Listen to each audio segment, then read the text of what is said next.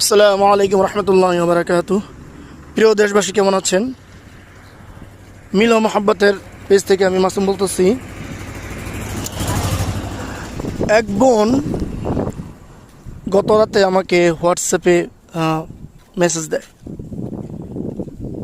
তো বলতেছে, হুজুর, আমি অনেক দিন যাবৎ একটা প্রবলেম ফেস করতেছি।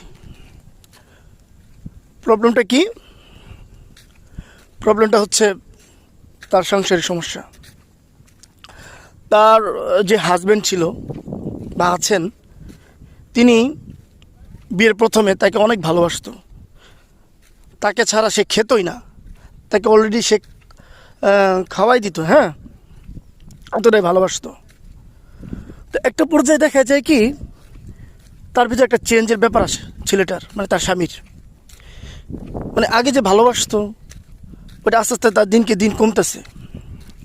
তো দেখা যায় ওই ভিকটিমের সাথে, মানে ওই মেয়ের সাথে সে ভালো ব্যবহার করে না, সবসময় খারাপ ব্যবহার করতে থাকে। তাকে অ্যাভয়েড করে, ইগনোর করে। তারপর হচ্ছে তার কোনো কথাই তার সহ্য হয় না।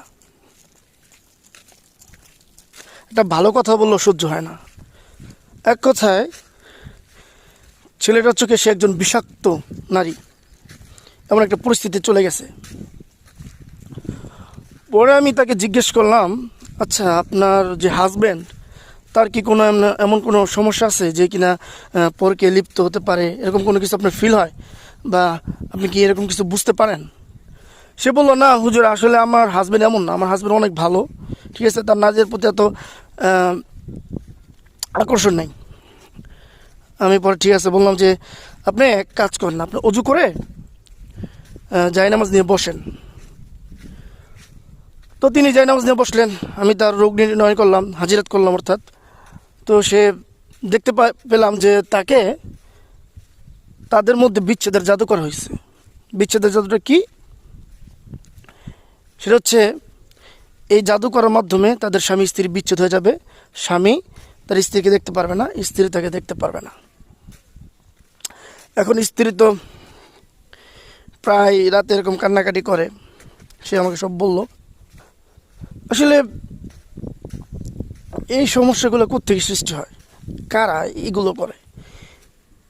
এগুলো করে নিজের আত্মীয় স্বজন, নিজের পরিবার, হ্যাঁ, নিজের যে রিলেটিভস আছে তারা এগুলো করে। এগুলো আসে হিংসার থেকে। কেউ কারো সুখ দেখতে পারে না, ভালো দিকটা দেখতে পারে না।